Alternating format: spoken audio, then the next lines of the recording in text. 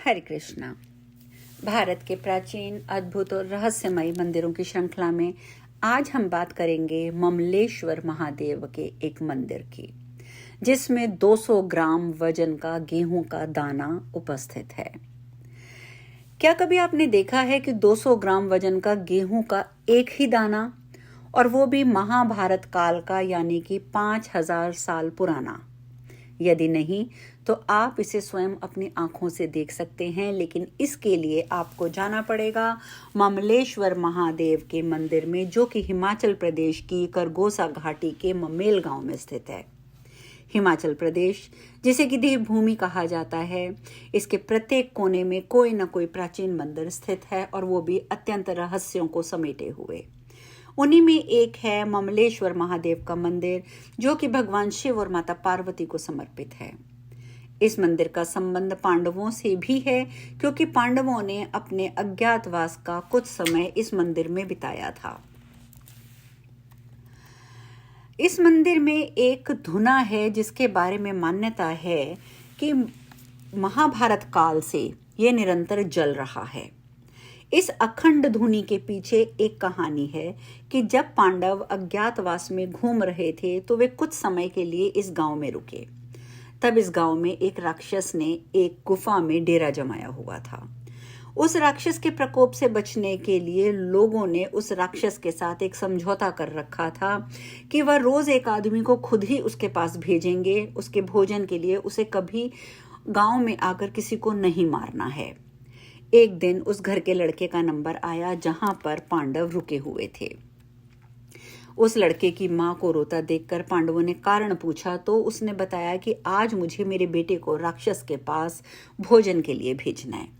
अतिथि के तौर पर अपना धर्म निभाने के लिए पांडवों में से भीम उस लड़के की बजाय खुद उस राक्षस के पास जाने को तैयार हो गए। भीम जब उस राक्षस के पास पहुंचे तो उन दोनों में भयंकर युद्ध हुआ, और भीम ने उस राक्षस को मारकर गांव को उससे मुक्ति दिलाई। कहते हैं कि भीम की इस विजय की याद में ये अखंड धूना, जो कि आज भी जल रहा है, वहां पर लगातार जलता है। जैसा कि हमने ऊपर कहा कि मंदिर का पांडवों से गहरा नाता है, इस मंदिर में एक प्राचीन ढोल है, जिसके बारे में कहा जाता है कि ये भीम का ढोल है। इसके अलावा मंदिर में स्थापित 5 शिवलिंगों के बारे में कहा जाता है कि इसकी स्थापना स्वयं पांडवों ने की थी। और सबसे प्रमुख है गेहूं का दाना, जिसे कि पांडवों का बताया जाता है।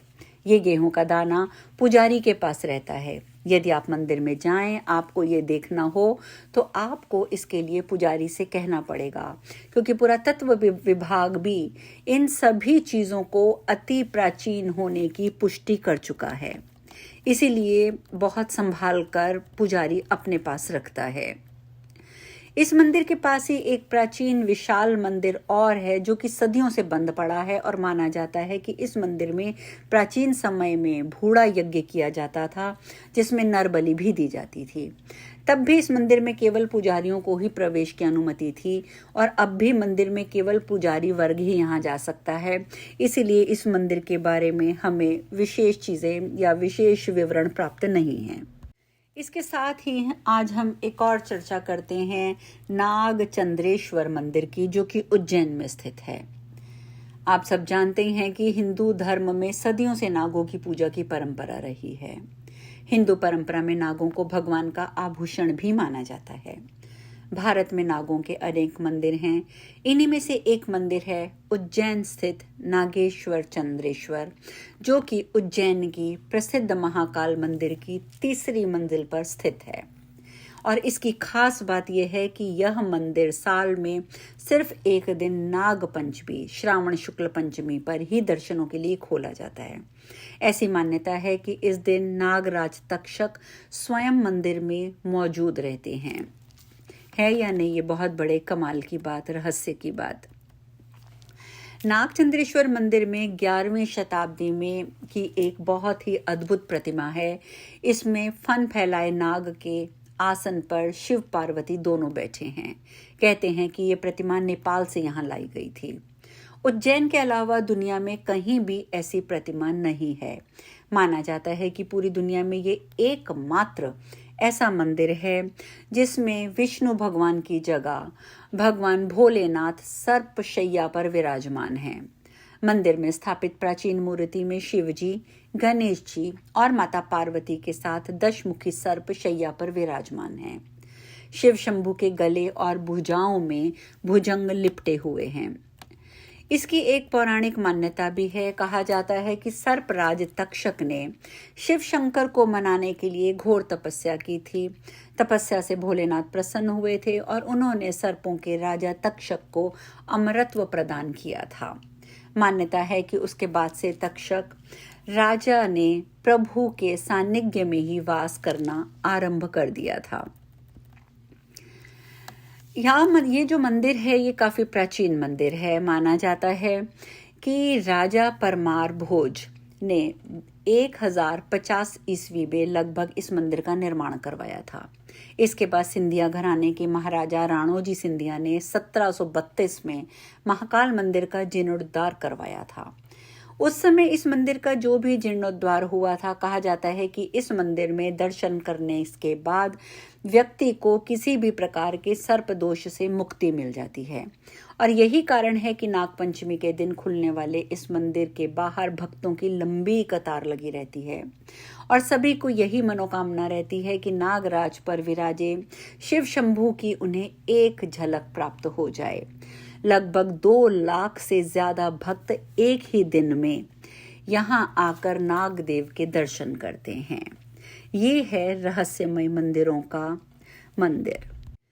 इसके साथ मैं एक और मंदिर की आज चर्चा करना चाहूंगी, चमत्कारी भूतेश्वर नाथ शिवलिंग। आप जानते हैं कि इसकी लंबाई हर साल बढ़ती है। छत्तीसगढ़ के गरियाबंद जिले में मरौद गांव में घने जंगलों के बीच में एक प्राकृतिक शिवलिंग है जो कि भूतेश्वर नाथ के नाम से प्रसिद्ध है। यह विश्व का सबसे बड़ा प्राकृतिक शिवलिंग है, विश्व का सबसे बड़ा। और सबसे बड़ी आश्चर्य की बात यह है कि यह शिवलिंग अपने आप में बहुत बड़ा और मोटा होता ही जा रहा है। ये जमीन से लगभग 18 फीट ऊंचा और 20 फीट गोलाकार है और राजस्व विभाग द्वारा प्रतिवर्ष इसकी ऊंचाई नापी जाती है जो लगभग 6 इंच से 8 इंच तक लगातार बढ़ रही है। इस विशाल शिवलिंग के बारे में बताया जाता है कि आज से सैकड़ों वर्ष पूर्व जमींदारी प्रथा के समय पारा गांव निवासी शोभा सिंह जमींदार ने यहाँ पर खेती बाड़ी करते थे।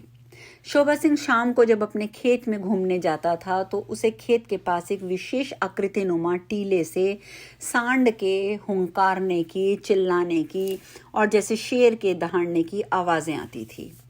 और अनेक बार इस आवाज को सुनने के बाद शोभा सिंह ने उक्त बात ग्रामवासियों को भी बताई थी।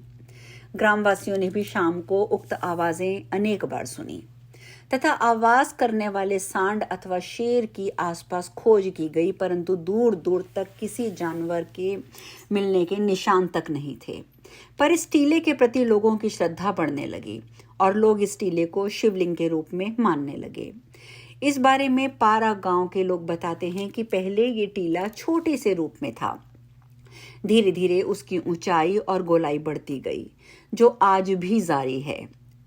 और इस शिवलिंग में प्राकृतिक प्रदत्त जल लहरी भी दिखाई देती है जो धीरे धीरे जमीन के ऊपर आती ही जा रही है। यही स्थान भूतेश्वर नाथ भकुरा महादेव के नाम से भी जाना जाता है। इस शिवलिंग का पौराणिक महत्व सन 1959 में गोरखपुर में प्रकाशित धार्मिक पत्रिका कल्याण के वार्षिक अंक की पृष्ठ संख्या 408 में उल्लेखित आपको मिल सकता है, जिसमें इसे विश्व का एक अनोखा और महान और विशाल शिवलिंग बताया गया है। यह भी किंवदंती है कि इसकी पूजा विंध्यागढ़ के छुरा नरेश के पूर्वजों द्वारा की जाती थी। दंत कथा है कि भगवान शंकर और माता पार्वती ऋषि मुनियों के आश्रम में भ्रमण करने आए थे, तभी से वे यहाँ शिवलिंग के रूप में स्थित हो गए।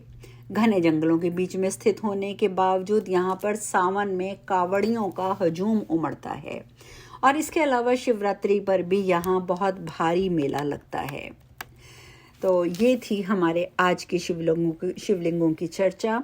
कल हम नई चर्चा के साथ आपसे मिलेंगे। हरे कृष्णा।